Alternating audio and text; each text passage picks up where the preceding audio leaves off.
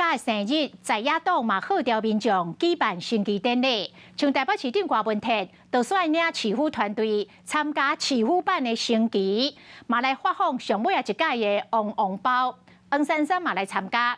另外，国民党的党部是前总统马英九甲因的党主席朱立伦带头举办升旗典礼。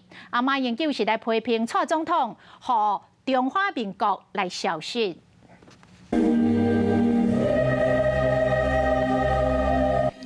甲市民做伙唱国歌，台北市长郭文铁透早出席台北市政府的双十国庆升旗典礼，已经无市府职务的无党籍台北市长参选人黄珊珊，伊徛伫民众区的头一排。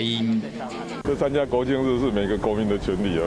不管怎么样啦，我觉得中华民国在现阶段还是最大公约数的。国庆日是团结全国的日子嘛，让这个社会可以更和谐嘛。我个人是不希望说国庆日变成是一个争端的起点，这样。也许我们医生比较注重这种怎么讲，病人的健康啊、和谐。希望大家莫因为国庆日冤家嘛，希望大家加支持黄珊珊。是讲台北市政府升旗，当然袂使错过旺包。今年已经发放到第8代啊，郭文铁任来最后一代，明年郭文铁卸任都无这包通体啊。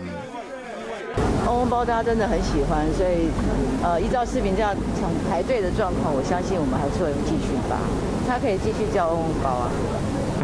那叫什么包不重要，有花比较重要。同一个时间，国民党嘛伫中央党部自行举行国庆的升旗典礼，前总统马英九嘛参加。蔡总统在2018年说：“中华民国台湾是人民最大的共识。”去年国庆日，总统又强调两岸互不隶属，并且推动台湾国庆日，中华民国不见了。致辞时直接批评蔡英文不断和中华民国消失。马英九强调讲，今年国庆甲英过无共款，因为佩洛西访问台湾了后，中共伫台湾海峡有真侪动作，嘛引起民众不安，认为蔡总统应该有更加坚定的国家认同。新北市长侯友宜嘛提出同款的质疑。国家只有一个，那叫做中华民国。同款质疑蔡政府，因为这摆国庆主视角无中华民国元素，标语却是守土卫国。伊认为真正的国家应该是无分族群、无分党派。Hello， 大家好，我是乃瑜，要教给大家2个任务。第一个，华视新闻的脸书专页，你按赞了吗？还有华视新闻的 YouTube 频道，赶紧订阅起来，还要记得按赞，开启小铃铛哦。